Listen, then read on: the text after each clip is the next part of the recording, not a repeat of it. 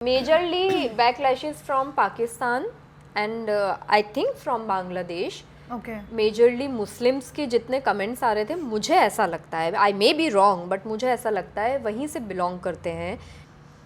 आज भी एक कमेंट था जिसके अंदर ये लड़की बोलती है कि इसको क्या बोल रही हो, ये तो खुद अपना धर्म फॉलो नहीं करती, ये तो खुद मुसलमान नहीं है ढंग की। जैसे मैंने स्टेटमेंट दे दी है तो पाकिस्तानी अगेंस्ट हो गए मेरे, वो हो गए ताउम्र के लिए, अब उसका कुछ नहीं हो सकता है।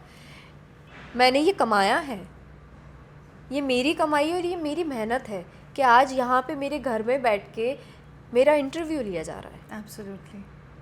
कास्टिंग काउच लड़कों के साथ भी हो सकता है, बहुत चीज़ें हैं।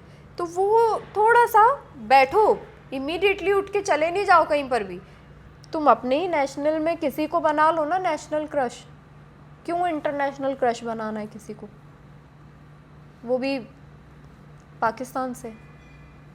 आपकी इंडस्ट्री में बहुत सारे फ्रेंड्स हैं no doubt, but Deepika Kakkar की बात बहुत होती है और आई थिंक 2-3 सालों से हो रही है ये चीज़, and everybody wants to know something more something like that. What do you have to say about that? आपकी और दीपिका की बात होती है? मेरी और उसकी बात काफ़ी पहले ही होनी बंद हो चुकी है। ओके अब सिर्फ बेस्ट विशेस हैं आई थिंक एक दूसरे के लिए, मेरी तरफ से तो हैं डेफिनेटली। और अब भी तबीयत ख़राब हुई थी तो मैंने दुआ करी थी कि अल्लाह पाक ठीक करे, बट आई थिंक उससे ज़्यादा अब कुछ बचा नहीं है।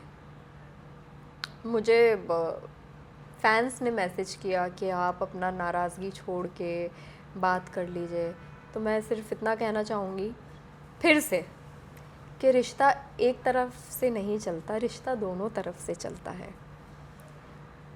कोई अगर पहल कर रहा है तो सामने वाले को भी कदम उठा के आगे बढ़ना पड़ेगा।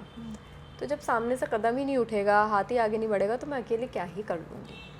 तो आई थिंक ये बहुत अब क्लियर हो चुका है कि लाइफ में आगे अपनी अपनी ज़िंदगी में बढ़ चुके हैं और अब सिर्फ बेस्ट विशेज़ हैं एक दूसरे के लिए। नाराज़गी किसके साथ थी? इट्स नॉट नाराज़गी, इट्स जस्ट के आई थिंक बहुत हाई एक्सपेक्टेशंस हो गई थी और वो शायद मेरी तरफ से हो गई थी कि मैंने ये एक्सपेक्ट किया कि मुझे वो वक्त दिया जाएगा जो मैं देती हूँ सामने से, कि मैं भले कितनी भी बिज़ी हूँ लेकिन मैं हूँ। लेकिन आई थिंक वो हाई एक्सपेक्टेशंस मेरी थी और मेरी गलती है कि मुझे वो उतनी हाई एक्सपेक्टेशंस रखनी नहीं चाहिए थी, क्योंकि और आप ना with life with age experienced होते हो, तो ये तजुर्बा है जो मिला मुझे ज़िंदगी में। और उस दोस्ती के बाद मैंने ये एक तजुर्बा लिया और सीख ली कि उम्मीद ना लगाइए किसी से भी। आपको मिल रहा है अगर सामने से बिना कहे वो वैल्यूबल टाइम, तो आप बहुत लकी हैं, और अगर नहीं मिल रहा है तो कोई बात नहीं, जाने दीजिए, उम्मीद मत लगाओ। लेकिन वहाँ उम्मीद लग गई थी तो वो हर्ट तो हो गया। चलिए आप सिंदूर पे आते हैं, ऑपरेशन सिंदूर पे। We saw your video getting viral, I mean in lakhs and lakhs. Backlashes any? What is- Backlashes, I think majorly backlashes from Pakistan and I think from Bangladesh. Okay majorly Muslims के जितने कमेंट्स आ रहे थे, मुझे ऐसा लगता है, आई may be wrong but मुझे ऐसा लगता है वहीं से बिलोंग करते हैं जिनके मुझे बैकलैश कमेंट्स आए और नेगेटिव कमेंट्स आए कि तुम तो मुस्लिम ही नहीं हो, तुम तो मुस्लिम कहलाने के लायक ही नहीं हो। मुझे नहीं लगता कि हिंदुस्तान में रहने वाले किसी भी मुस्लिम ने मेरी वीडियो को डिसलाइक किया होगा या अग्री नहीं किया होगा। और मेरा ना वो बोलने का जो मुद्दा था वो यही था कि जब ऐसा टाइम आता है, आज की डेट में सोशल मीडिया बहुत एक बड़ा प्लेटफॉर्म हो चुका है और बहुत इजी हो गया है अपनी बात रखना लोगों के आगे, और वही बात के पहल किसी को तो करनी पड़ेगी ना। अगर कोई भी पहल नहीं करेगा, सब चुप बैठेंगे, तो क्या फ़ायदा ऐसे प्लेटफॉर्म का, क्या फ़ायदा आपके पब्लिक फिगर होने का कि आप बोल ही नहीं सकते ऐसे टाइम पे। तो बैकलैश मुझे लगता है वहीं से आए कि आप तो मुस्लिम ही नहीं है। और उस वीडियो के अंदर कहीं से कहीं तक भी मैं हिंदू मुस्लिम नहीं कर रही थी, मैं उस वीडियो के अंदर पाकिस्तान और हिंदुस्तानियों की बात कर रही थी। अगर मैं पाकिस्तान के अगेंस्ट बोल रही हूँ उसका मतलब ये बिल्कुल भी नहीं है कि मैं मुस्लिम के अगेंस्ट बोल रही हूँ या मैं मुस्लिम ही नहीं हूँ। आज भी एक कमेंट था जिसके अंदर ये लड़की बोलती है कि इसको क्या बोल रही हो, ये तो खुद अपना धर्म फॉलो नहीं करती, ये तो खुद मुसलमान नहीं है ढंग की। तो मैंने उसको रिप्लाई किया, अच्छा तुम्हें पता है कि मैं मुसलमान नहीं हूँ ढंग की? तो ये वहाँ से शुरू हुआ कि मैंने अपने हिंदुस्तान को सपोर्ट किया, तो मुझे ये बोल दिया गया कि ये तो मुस्लिम ही नहीं है, ये तो हिंदू धर्म वाली है। धर्म की बात ही नहीं थी, बात तो देश की थी, देशभक्ति की थी। तो ये जिन लोगों ने बैकलैश किया वो हिंदुस्तानी तो नहीं था, आई डोंट थिंक सो। हिंदुस्तानियों ने तो बहुत प्यार किया, मुझे हिंदुस्तान की बेटी बोला गया, मैं बहुत खुश हूँ। ये लेबल आई थिंक ज़िंदगी का सबसे खूबसूरत लेबल मुझे मिला है कि मुझे हिंदुस्तान की बेटी बोला गया, और मैं बहुत फ़ख्र फील करती हूँ इस बात पे, मैं प्राउड फील करती हूँ कि मैं हिंदुस्तान की बेटी हूँ। एब्सोल्युटली। आपके इंडस्ट्री के फ्रेंड्स, उनका कुछ कहना था उस वीडियो पे, स्पेशली मुस्लिम मुस्लिम्स का एक्चुअली मुझे ना ज़्यादा ऐसे आए नहीं मुझे उसके ऊपर, बट जितने बाकी के नॉन मुस्लिम्स थे आई वो सरप्राइज कि सब रिलेट कर रहे थे उस बात से। मुझे लगा कि ये सिर्फ मेरे साथ हो रहा है या मुझे ऐसा फील हो रहा है, बट सरप्राइजिंगली सबको ऐसा फील हो रहा था। एंड मैंने ये पता है वायरल भी इसलिए हुआ क्योंकि मैंने बहुत दिल से ये बात बोली थी, इसमें कुछ मेडअप नहीं था। एंड मैं बहुत दिल से बात करती हूँ, मैं कुछ ऐसा मेडअप नहीं करती, जो मेरे दिल में होता है ना, भले ही मैं गलत हूँ मैं वो बोलूँगी। आप मुझे टोको कि नहीं फलक तुम यहाँ पे गलत हो, मैं सुनूंगी बैठ के। तो आई थिंक वो इसलिए वायरल हुआ कि शायद लोग उस तरह से कनेक्ट कर पाए। सरप्राइजिंगली लोगों ने प्रेज़ किया, मेरे आसपास के जितने को एक्टर्स हैं मुझे कॉल्स आई कि Falak we are proud of you, तूने आवाज़ तो उठाई, कम से कम तू बोली तो सही। बट आई थिंक मेरे बोलने के बाद फिर लोगों ने बोलना चालू किया, मुस्लिम्स ने बोलना चालू किया, एंड आई एम ग्लैड वो हुआ। लोगों ने बोला क्योंकि पब्लिक फिगर होने के नाते आपका फ़र्ज़ बनता है कि आप एक अच्छा मैसेज सामने पहुंचाएं, आप दुनिया में एक अच्छा मैसेज पहुंचाएं। इसी के लिए आपको पब्लिक फिगर बनाया गया है, अपना फ़र्ज़ पूरा करिए। आपका फ़र्ज़ सिर्फ इतना नहीं है कि टेलीविज़न पे आ गए या मूवी में आ गए, आपने एक्टिंग कर ली।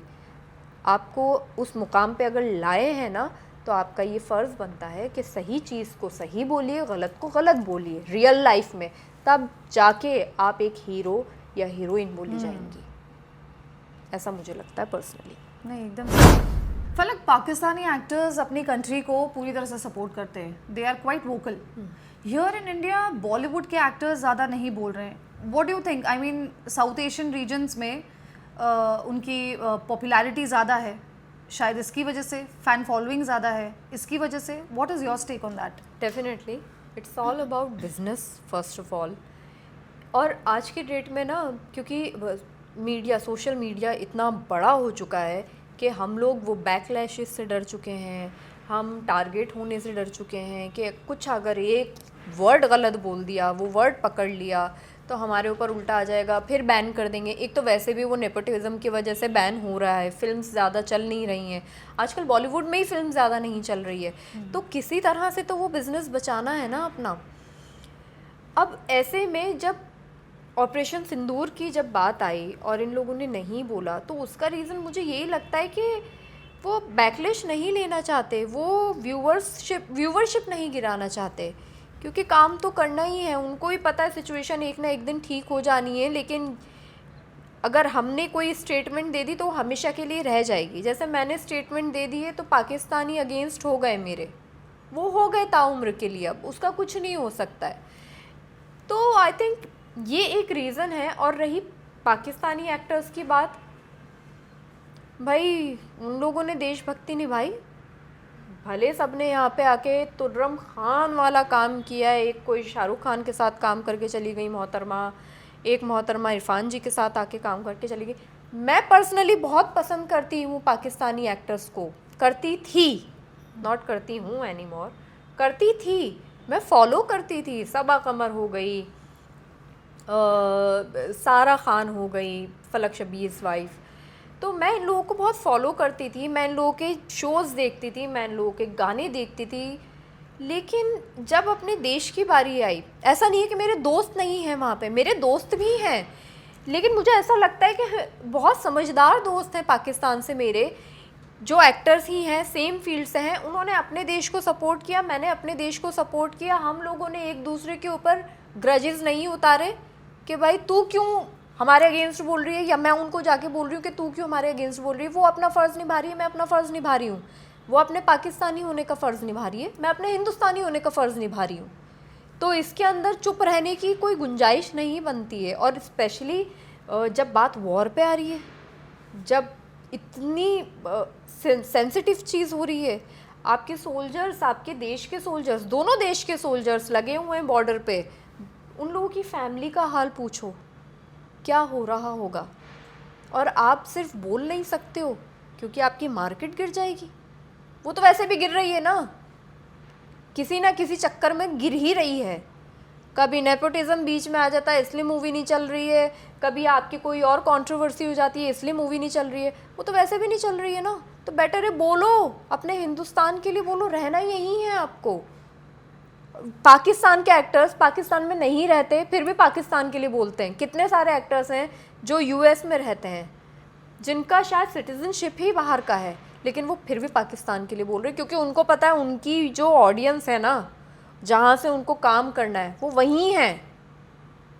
अगर वो अपना दिमाग भी यूज़ कर रहे हैं, चलो वो अगर दिखाने के लिए भी बोल रहे हैं, तो भी उनको पता है कि उनकी जो व्यूवरशिप है ना, वो वहाँ की है, उनको वहीं रहना है, उनको वहीं का काम करना है।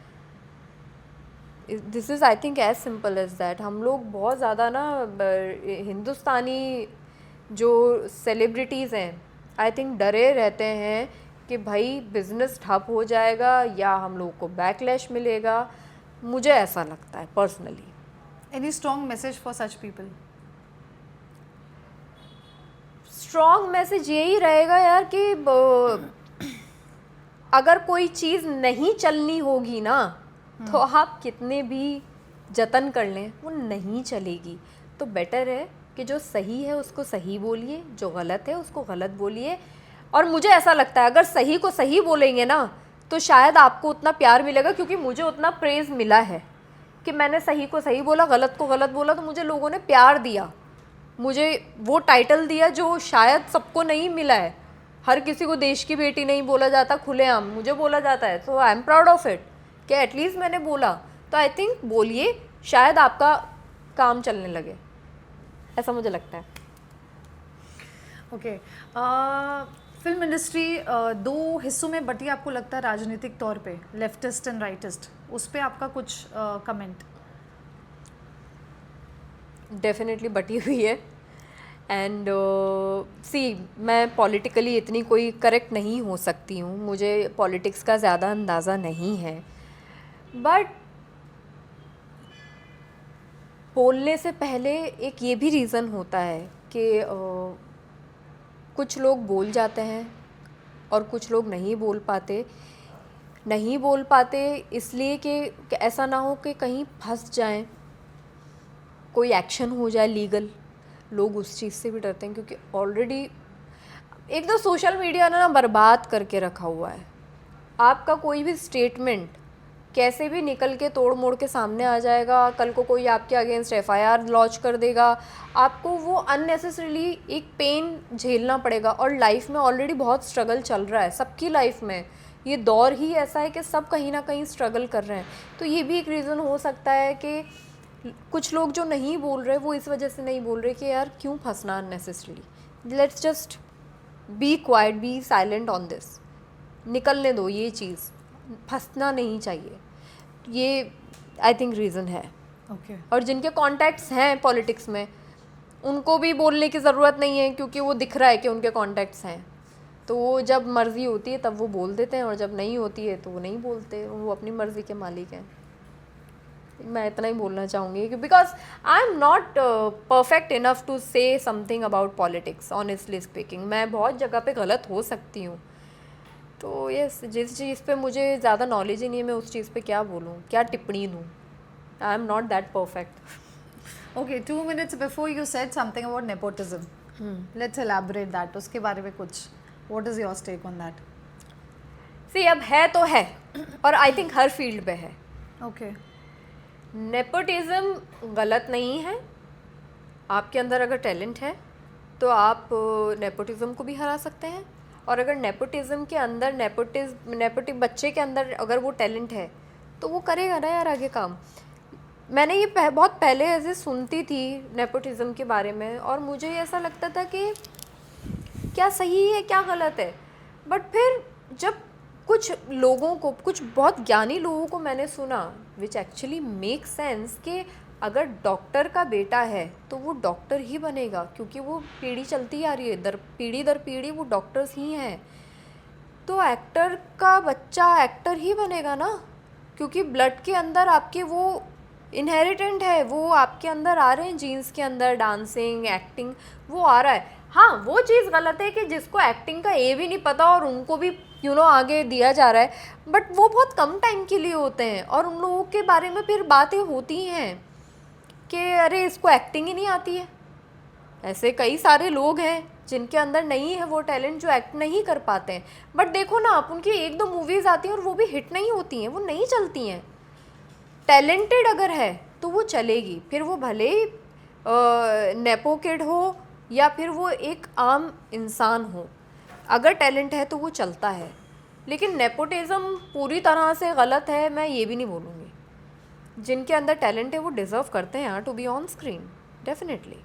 लेकिन उसकी वजह से नॉर्मल किड्स, नॉर्मल पीपल, उनको कुछ तकलीफ, डोंट यू थिंक? वो तो फिर हर फील्ड के अंदर है ना.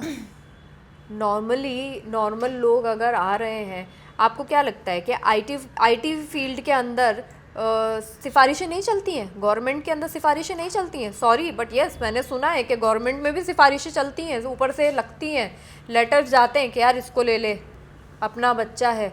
उसका कहीं से कहीं तक कोई उसका रिजल्ट जो है वो अच्छा नहीं है, बट जा रहा है ना, सिफारिश हो रही है. तो मुझे नहीं लगता कि सिफारिश कहीं नहीं है, सिफारिश हर जगह है.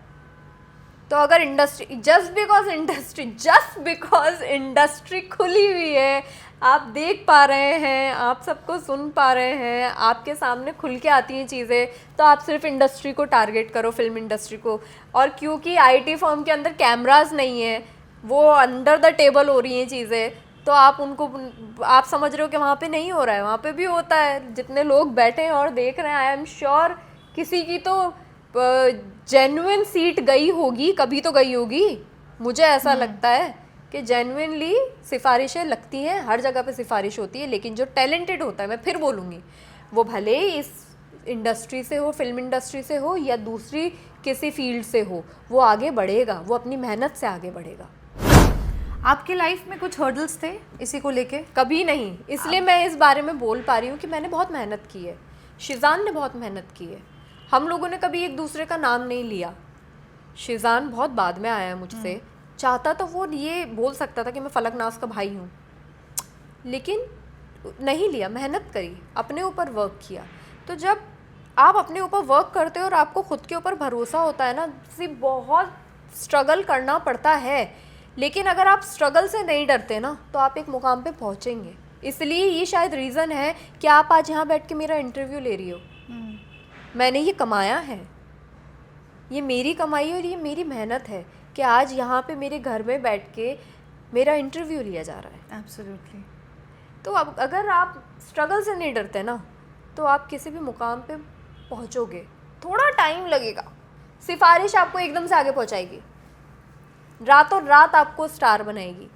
लेकिन एक मेहनत, स्ट्रगल से अगर आप बढ़ोगे धीरे धीरे आगे, एक तो आप सीख के आगे बढ़ रहे हो, आप एक्सपीरियंस ले रहे हो, और फिर एक जगह पे आप जब पहुंचते हो ना, आपके अंदर सेटिस्फेक्शन होता है कि मेरे पीछे मुझे किसी ने ऐसे सिफारिश से नहीं करवाया, मेहनत से आगे बढ़ी है. मैं बोल सकती हूँ आज मैं अपनी मेहनत से आगे बढ़ी हूँ. मैंने सीखा है, मैंने किए छोटे छोटे कैरेक्टर्स भी. Okay, casting couch, a big thing, but want to know, I think you have never said about this. Never ना? तो कुछ बताओ यार. मेरे साथ तो देखो ऑनेस्टली कभी ऐसा नहीं कुछ हुआ. एक इंसिडेंट भी नहीं? नहीं, थैंक्सफुली. आई थिंक ऊपर वाले ना बुद्धि दी है सबको दिए। जो शॉर्टकट और डेस्परेशन में रहते हैं ना, ये शायद, आई मे बी रॉन्ग, मुझे माफ़ करिएगा कि ये बहुत बहुत बड़ी एंड ट्रॉमेटिक चीज़ है, लेकिन मुझे ऐसा लगता है कि वो जो एक कुछ करने की चाह में ना कई बार भूल जाते हैं कि जल्दबाजी कर जाते हैं, यू नो, कि अरे मुझे मूवी करनी है, लेट्स से मुझे मूवी करनी है, तो मुझे जैसे कोई ऑफ़र करेगा ना मैं फ़ौरन चली जाऊंगी, क्योंकि मुझे वो चाह है करने की। चाह होनी चाहिए सबके अंदर कि करनी है मूवी, लेकिन साथ ही साथ अपनी बुद्धि का भी इस्तेमाल करें। एक प्रोसेस होता है हर चीज़ का, बैठे बैठाए आपको नहीं मिल सकता मूवी। आपको कैसे बैठे बैठाए एक ऑफ़र आ गई, आपको एक ऑडिशन देना पड़ता है, ऑडिशन के बाद ऑडिशन देना पड़ता है, एक प्रोसेस होता है। मेरे साथ कभी कास्टिंग काउच नहीं हुआ है, एंड आई एम श्योर जिनके साथ हुआ है बहुत ट्रॉमेटिक एक्सपीरियंस रहा होगा, and I am really feel sorry for them कि उनके साथ ये एक्सपीरियंस हुआ है। लेकिन मैं ये चीज़ आने वाले लोगों के लिए जो अब इंडस्ट्री में आ रहे हैं नए नए, उनके साथ ना हो, इसलिए मैं सिर्फ इतना कहूँगी कि थोड़ा सा यूज़ योर ब्रेन, थोड़ा डिस्कस करिए अपने आसपास के लोगों से कि मुझे इस तरह से एक कॉल आ रही है, थोड़ा वेरीफाई करिए। अगर आप वेरिफिकेशन करेंगे तो शायद कास्टिंग काउच के चांसेस घटेंगे, क्योंकि जो एक्सपीरियंस लोग होते हैं ना उनको पता होता है कि क्या सही है और क्या गलत, क्या जेन्युइन है और क्या फ्रॉड है। वो जेन्युइन एंड फ्रॉड के बीच का लाइन जानना बहुत ज़रूरी है। तो ये वो डेस्पिरेशन के अंदर चले जाओ उठ के। और कास्टिंग काउच सिर्फ लड़कियों के साथ नहीं होता है, कास्टिंग काउच लड़कों के साथ भी हो सकता है, बहुत चीज़ें हैं। तो वो थोड़ा सा बैठो, इमीडिएटली उठ के चले नहीं जाओ कहीं पर भी, थोड़ा सा बैठो, take your time, think about it कि जो आ रहा है ये कितना सही है कितना गलत है, वेरीफाई करो, पता करो। 2 दिन लो ना, क्या हो गया है, कुछ नहीं निकलने वाला है तुम्हारी ज़िंदगी में। अगर तुम्हारे नसीब में वो मूवी लिखी है ना, तुमसे वो मूवी कोई नहीं छीन सकता, तुमसे वो शो कोई नहीं छीन सकता, लेकिन तुम कम से कम बच जाओगे ऐसा ट्रॉमा लेने से, मुझे ऐसा लगता है। Okay, what are your future plans? कोई अपकमिंग प्रोजेक्ट? परिंदे की तो हमने अभी बात कर ली, परिंदे तो आ ही रही है। उसके अलावा I am getting into sports, so मैंने बैडमिंटन मैंने टीम ली है, शटल स्नाइपर्स मेरी टीम का नाम है। Hyderabad is the home ground, and इसके लिए आई एम वेरी एक्साइटेड, क्योंकि हमेशा से इसलिए मैं यही बोल रही हूँ कि अब ना आई थिंक वो एक्टिंग वाला zone, I have done enough of work अल्हम्दुलिल्लाह। मैं बहुत सेटिस्फाई हूँ अपने काम से कि मैंने ऐसा कुछ नहीं है जो नहीं किया है, या मुझसे अगर ये पूछा जाता है ना कि आपका ऐसा कुछ है जो रह गया है, ऐसा कुछ नहीं है। मैं अब कुछ नया ट्राई करना चाहूँगी और मुझे मिल रहा है, एंड स्पोर्ट्स से अच्छा आई थिंक कुछ भी नहीं है। बैडमिंटन इज़ समथिंग जो सबने खेला है, तो ये एक नई चीज़ है, लीग नहीं है, इसमें स्टार्ट से ही मैं जुड़ी हूँ और बहुत मेहनत है। तो ये बहुत एक्साइटिंग है मेरे लिए, और अभी आने वाले इसी साल में चीज़ें बहुत आगे बढ़ेंगी। तो I am just hoping and finger crossed कि सारी चीज़ें अच्छी हों, सब अच्छा ही होगा इंशाल्लाह। Diljit is working with a Pakistani actress, उनका बड़ा आजकल कंट्रोवर्सी चल रहा है, तो उस पर आप कुछ प्रकाश डालेंगे? चलो नाम बताओ ये पाकिस्तानी एक्ट्रेस का। हाय, मुझे नहीं पता। चलो मैं बताती हूँ आपको। ये पाकिस्तानी एक्ट्रेस है हानिया आमिर। अपेरेंटली हानिया आमिर को हिंदुस्तानियों ने इंटरनेशनल और नेशनल जो क्रश बनाया कि जब वॉर होने वाला है तो वहाँ पे पानी भेजा जा रहा है। अब आपने एक दूसरी तरफ के एक्टर को इस हद तक ऊपर चढ़ा दिया, ठीक है, हम वहाँ से शुरू करते हैं कि आप एक हानिया आमिर को पसंद कर रहे हो, वो बेशुमार प्यार कर रहे हो आप उस एक्टर को, वो पाकिस्तान से है, तब तो आप लोगों को प्रॉब्लम नहीं हुई कि अरे ये तो पाकिस्तानी एक्ट्रेस है, इसके साथ कैसे हो रहा है। आपने तो बेशुमार उसको प्यार दिया। दिलजीत दोसांझ और प्रोड्यूसर्स ने देखा कि उसको इतना पसंद किया जा रहा है, हिंदुस्तानी लोग उसको देखना पसंद करते हैं, उसकी वीडियोस उसकी रील्स देखना पसंद करते हैं, चलो उसके साथ एक मूवी बनाई जाए। उसको मूवी में ले लिया। अब आजकल क्या है ना, मूवीज बनाने के लिए 1-1 साल नहीं लगता है, मूवी 2 महीने में कंप्लीट हो जाती है। ये मूवी भी आई, इन्होंने मूवी में काम किया और उसके बाद हुआ ऑपरेशन सिंदूर। अब जब ऑपरेशन सिंदूर हुआ, किसी को नहीं पता था। क्या आपको पता था कि ऐसा कुछ होने वाला है? मुझे नहीं पता था कि ऐसी कोई वॉर होने वाली है हिंदुस्तान और पाकिस्तान के बीच में, कि मतलब मैं जिनके शोज़ देख रही हूँ वो शो देखने में बंद कर दूँगी, ये हो जाएगा। मुझे बिल्कुल इस बात की उम्मीद नहीं थी। जिस इंसान को, जिस लड़की को, जिस एक्टर को हिंदुस्तानी ऑडियंस ने इतना प्यार दिया, उन लोगों के साथ दिलजीत दोसांझ ने, प्रोड्यूसर्स ने मूवी बना दी ऑपरेशन सिंदूर से पहले। और क्या होता है ना, किसी एक प्रोजेक्ट को जब बनाते हैं ना, बहुत पैसे लगते हैं।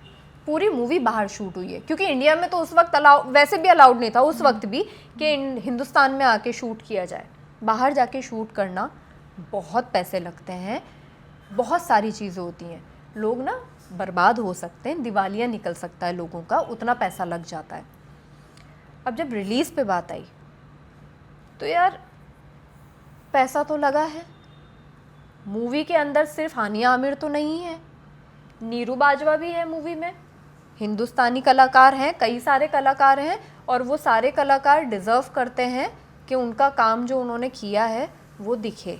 अब उन्होंने ऑपरेशन सिंदूर के बाद रिलीज़ करने का सोचा। अब बहुत लोग ये भी बोल रहे हैं कि ये रिलीज़ क्यों कर रहे हैं, हिंदुस्तान पहले आना चाहिए, लेकिन उनके अपने भी प्रॉब्लम्स हैं।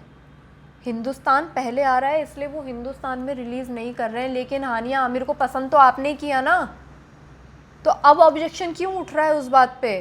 एंड मैं बोल रही हूँ कि चलो दिलजीत दोसांझ रिलीज़ कर रहा है, अभी उसकी कोई, अभी छोड़ दो यार उसको। आने वाले वक्त में अगर दिलजीत दोसांझ वापस किसी पाकिस्तानी एक्टर के साथ काम कर रहा है और वो रिलीज़ कर रहा है, तो आप बोलो कि अब इसको बैन करो। लेकिन दिलजीत दोसांझ ने उसमें सिर्फ एक्टिंग की है, दिलजीत दोसांझ को क्यों टारगेट कर रहे हो? आई लव हिम, उसने बहुत हमारे हिंदुस्तान को रिप्रेजेंट किया है जाके, उसकी वजह से जो सिख कम्युनिटी है वो जानी जाती है। वो सब भूल गए आप अचानक? आप भूल गए कि आपने हानिया आमिर को इतना पॉपुलर किया रातों रात, आई न्यू क्रश क्यूटी पाए, और आपने वो सब कर दिया हानिया आमिर को, वो सब आप भूल गए सडनली। अब जब ऑपरेशन सिंदूर के बाद उसकी मूवी आई दिलजीत की, तो अब सब अगेंस्ट हो गए।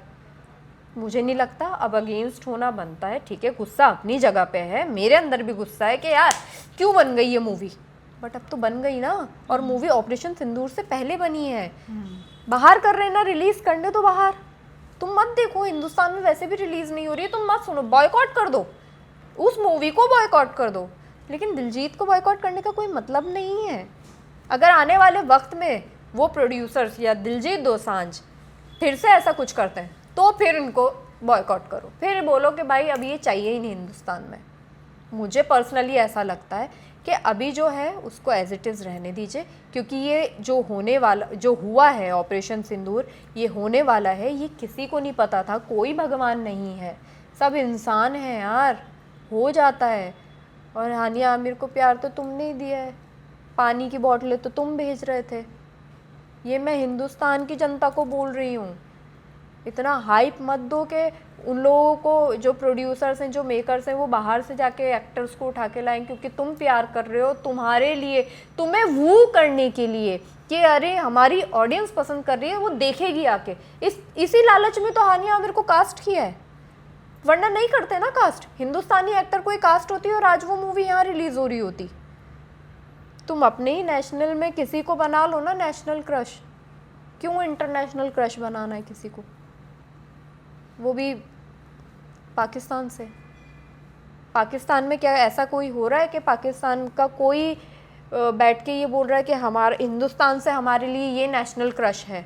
मुझे नहीं लगता, मैंने नहीं सुना कि हिंदुस्तान का कोई नेशनल क्रश बना हुआ है पाकिस्तान में। जब वहाँ ऐसे पागल नहीं हो रहे हैं तो इधर हिंदुस्तान में क्यों पागल हो रहे हैं? तो ये थी फलक नाज हमारे साथ, वेरी ओपन, वेरी वोकल, और बहुत मज़ा आया Falak. It was great having you today. सच बोल रही हो? एकदम सच बोल रही हूँ, और दिल से आपने जो बात करी, मुझे बहुत मज़ा आया। और एंड आई एम श्योर हमारे व्यूअर्स को भी बहुत मजा आया होगा. I it was a lovely time. And obviously अगर आपको ये वीडियो पसंद आया हो तो लाइक करिए, शेयर करिए, चैनल को सब्सक्राइब जरूर करिएगा. Thank you so much for watching.